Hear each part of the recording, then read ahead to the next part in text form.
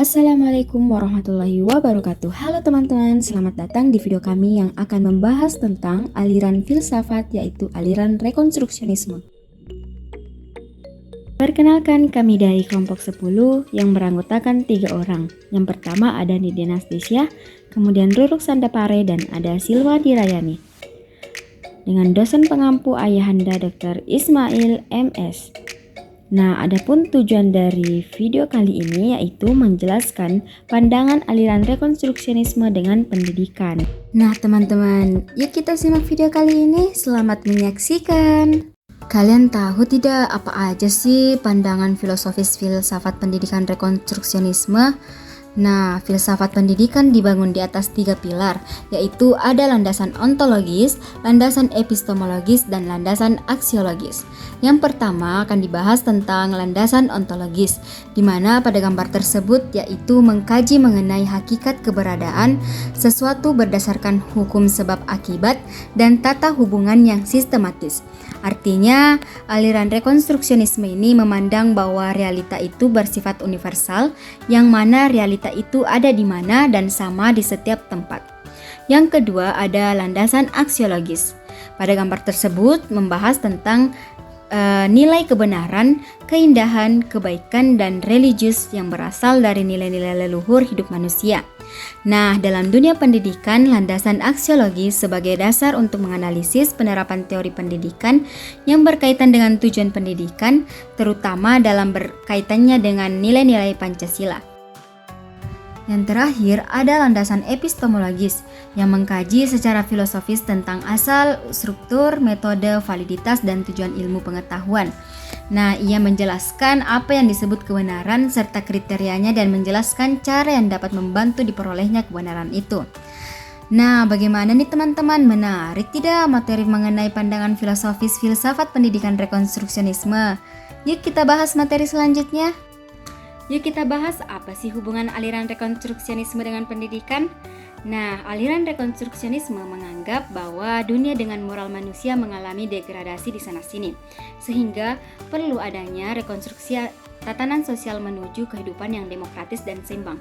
Nah, peranan guru di sini sama dengan pandangan progresisme, di mana guru harus menjadikan muridnya siap menghadapi persoalan-persoalan dalam masyarakat, membantu mereka mengidentifikasi permasalahan, lalu meyakinkan bahwa mereka sanggup menghadapi semua itu. Nah, apabila ternyata mereka tidak sanggup, maka tugas guru adalah membimbing mereka secara tepat, di mana guru harus tampil dalam membantu siswa menghadapi persoalan dan perubahan. Guru harus memberi semangat terhadap munculnya pemikiran yang berbeda sebagai sarana untuk membentuk alternatif penyelesaian masalah. Karenanya, kepala sekolah sebagai agen utama bagi perubahan sosial, politik, dan ekonomi masyarakat. Nah, sampai di sini sudah paham kan kalian apa sih hubungan aliran rekonstruksionisme dengan pendidikan? Apa aja sih teori pendidikan rekonstruksionisme itu? Menurut Bramel Kneller 1971 ada 6 teori pendidikan rekonstruksionisme. Yang pertama, pendidikan harus dilaksanakan di sini dan sekarang dalam rangka menciptakan tata sosial baru yang akan mengisi nilai-nilai dasar budaya kita dan selaras dengan yang mendasari kekuatan-kekuatan ekonomi dan sosial masyarakat modern. Yang kedua, masyarakat baru harus berada di dalam kehidupan demokrasi sejati, di mana sumber dan lembaga utama dalam masyarakat dikontrol oleh warganya sendiri. Yang ketiga, anak, sekolah, dan pendidikan itu sendiri dikondisikan oleh kekuatan budaya dan sosial. Yang keempat, guru harus meyakini terhadap validitasi dan urgensi dirinya dengan cara bijaksana dengan memperhatikan prosedur yang demokratis. Yang kelima, cara dan tujuan pendidikan harus diubah kembali seluruhnya dengan tujuan untuk menemukan kebutuhan-kebutuhan yang berkaitan dengan krisis budaya, untuk menyesuaikan kebutuhan dengan menyesuaikan kebutuhan sains sosial yang mendorong kita untuk menemukan nilai-nilai di mana manusia percaya atau tidak bahwa nilai-nilai itu bersifat universal. Yang terakhir, meninjau kembali penyusunan kurikulum, isi pelajaran, metode yang dipakai, struktur administrasi, dan cara bagaimana guru dilatih. Nah, itulah tadi penjelasan kami mengenai teori pendidikan rekonstruksionisme. Yuk teman-teman, kita bahas materi mengenai rekonstruksionisme dan sekolah. Aliran rekonstruksionisme menghendaki sekolah memfungsikan diri sebagai lembaga tempat membina kembali manusia agar hidup sesuai dengan norma-norma yang benar demi generasi sekarang dan yang akan mendatang.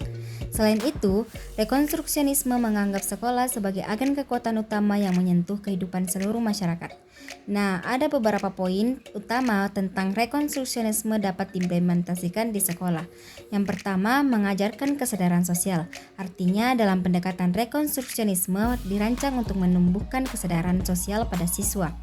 Yang kedua, menghubungkan pembelajaran dengan kehidupan nyata. Dalam pendekatan ini, pembelajaran sangat berfokus pada konteks dunia nyata, sehingga membantu siswa melihat hubungan antara pengetahuan yang mereka pelajari dan tantangan dunia yang mereka hadapi. Yang terakhir, mendorong tanggung jawab dan partisipasi sosial. Siswa diajak untuk terlibat dalam aksi sosial, baik melalui proyek komunitas, layanan masyarakat, atau advokasi isu-isu tertentu. Rekonstruksionisme adalah salah satu filosofi pendidikan yang menekankan bahwa sekolah tidak hanya berperan sebagai tempat untuk mempelajari pengetahuan dan keterampilan, tetapi juga sebagai agen perubahan sosial yang aktif. Nah, dengan penerapan filosofis ini, sekolah dapat menjadi tempat untuk membangun masyarakat yang lebih adil dan sejahtera. Video sebelumnya kami telah membahas mengenai rekonstruksionisme dan di sekolah. Nah, kali ini kami akan membahas mengenai rekonstruksionisme dan di kurikulum.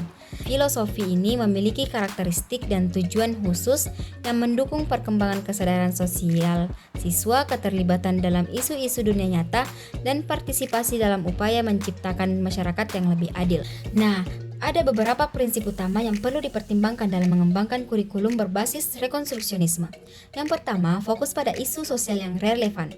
Kurikulum rekonstruksionisme dirancang untuk memfasilitasi pembelajaran tentang isu-isu sosial dan global yang relevan, seperti keadilan sosial, kesetaraan, HAM, perubahan iklim, dan berkelanjutan lingkungan. Yang kedua, pembelajaran berbasis masalah. Kurikulum ini mengutamakan pendekatan berbasis masalah, di mana siswa dihadapkan pada masalah nyata yang membutuhkan analisis kritis dan solusi kreatif. Yang terakhir, pembelajaran interdisipliner. Artinya, kurikulum ini seringkali bersifat interdisipliner, di mana menggabungkan elemen dari berbagai bidang studi seperti sains, sejarah, ekonomi, dan sosiologi untuk membantu siswa melihat isu secara holistik. Yang pertama, aliran filsafat rekonstruksionisme mengikuti perkembangan zaman. Karena apa? Karena selalu diperbarui dan dibangun kembali lebih ke modern. Bukan hanya mengikuti perkembangan zaman, namun juga membangun tata susunan kebudayaan baru atau membuang yang tidak perlu. Artinya, aliran filsafat rekonstruksionisme ini terbuka akan perkembangan zaman. Hal inilah yang perlu di dunia pendidikan, karena pada umumnya pendidikan bersifat terbuka dan fleksibel terhadap perkembangan zaman agar tidak ketinggalan di masa mendatang. Nah, contohnya di dalam suatu negara, khususnya di negara kita sendiri, adalah pergantian kurikulum K13 menjadi kurikulum Merdeka, merupakan salah satu aliran rekonstruksionisme karena mengganti tata cara yang baru dari tata cara yang lama. Yang pertama, aliran filsafat ini terlalu berfokus kepada sosial, yang artinya aliran filsafat ini terlalu berfokus pada memperdalam ilmu sosial peserta didik dan mungkin malah mengorbankan ilmu pengetahuan lainnya seperti ilmu alam atau sains. Padahal kan ilmu sains juga sangat penting loh. Yang kedua, tawaran pemikiran yang direkomendasikan oleh rekonstruksionisme seperti keterlibatan aktif dalam pendidikan pada dunia politik akan berdampak buruk pada aktivitas pendidikan yang secara akademis terlalu sakral yang kemudian untuk dicamari oleh intrik-intrik politik yang kotor. Nah, yang ketiga, rekonstruksionisme itu bersifat makro, artinya menitik beratkan pada individu, padahal kan pendidikan seharusnya bertujuan untuk membangun kepribadian yang di dalamnya itu terdapat kebagusan akal budi dan moralitas individu atau akhlak.